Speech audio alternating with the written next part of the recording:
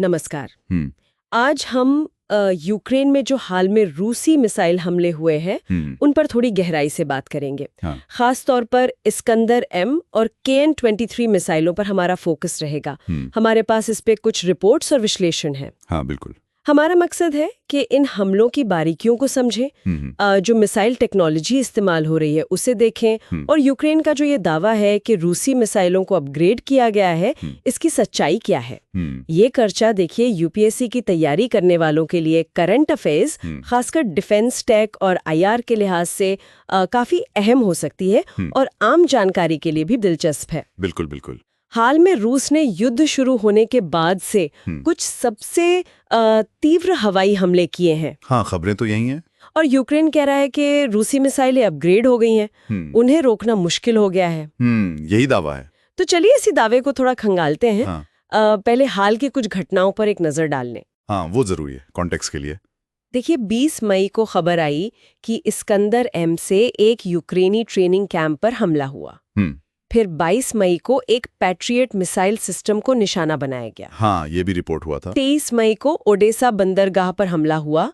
एक कंटेनर जहाज और गोदाम, कहा गया कि सैन्य उपकरण थे उनमें। अच्छा। और फिर 24-25 मई को तो मतलब बड़े पैमाने पर ballistic missiles, cruise missiles, drone सब इस्तेमाल हुए। हाँ, और इन्हीं में इस्कंदर एम और शायद KN-23 भी शामिल थे। हाँ, और यहीं से वो अपग्रेड वाली बात आई। बिल्कुल।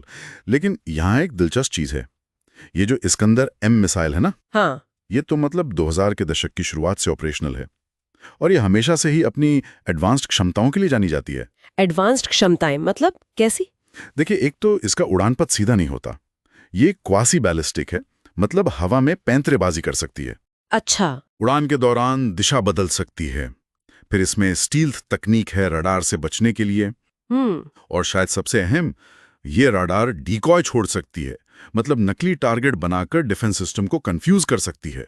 ओह। और इसकी सटीकता, CP जिसे कहते हैं, वो भी कमाल की है, करीब 5 से 7 मीटर। 5 से 7 मीटर? ये तो बहुत ज्यादा सटीक है।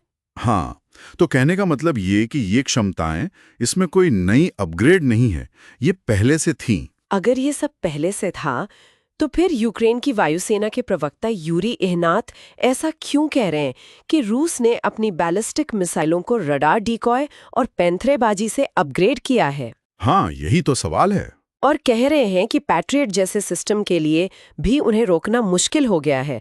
उन्होंने ये भी कहा कि 24 मई को कीव पर जो 9 मिसाइलें गिरीं, उनमें से 6 इंटरसेप्ट हुईं, जिनमें इस्कंदर एम और KN-23 दोनों थीं।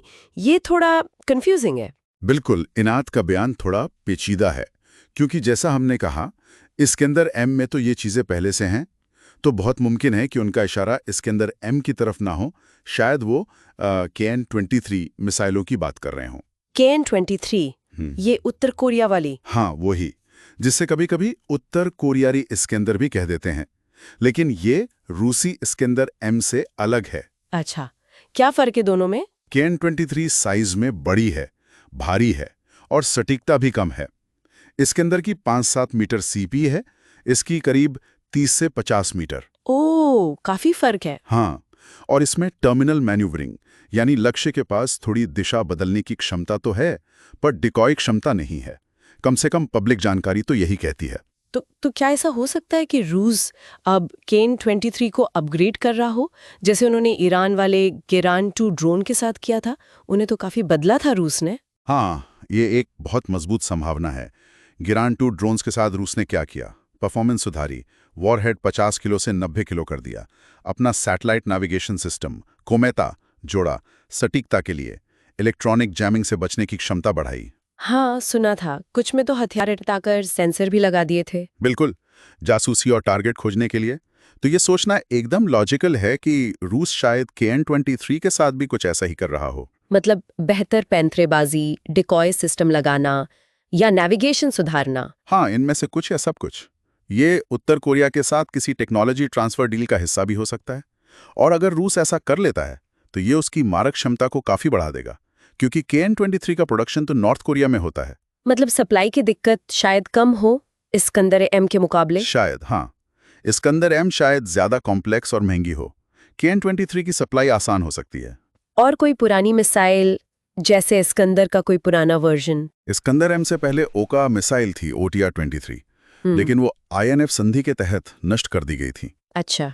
और इस्कंदर का जो एक्सपोर्ट वर्जन है, इस्कंदर ई, उसकी रेंज और क्षमता कम रखी जाती है। तो इनके इस्तेमाल की संभावना तो न के बराबर है।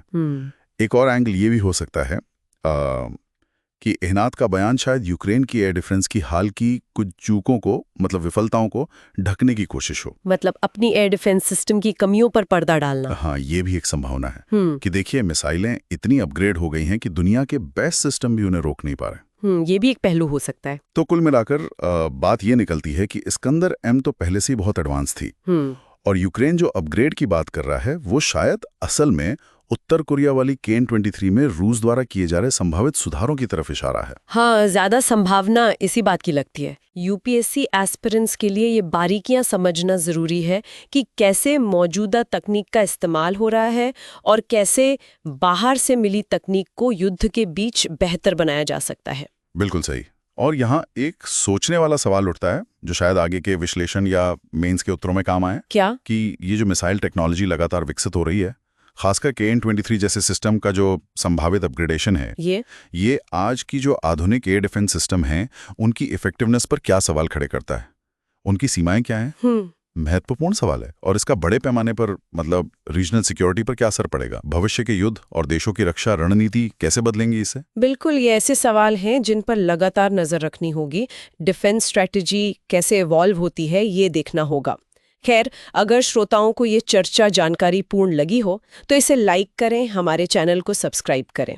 हाँ, और अगर कोई सवाल या विचार हो तो नीचे टिप्पणी में जरूर बताएं।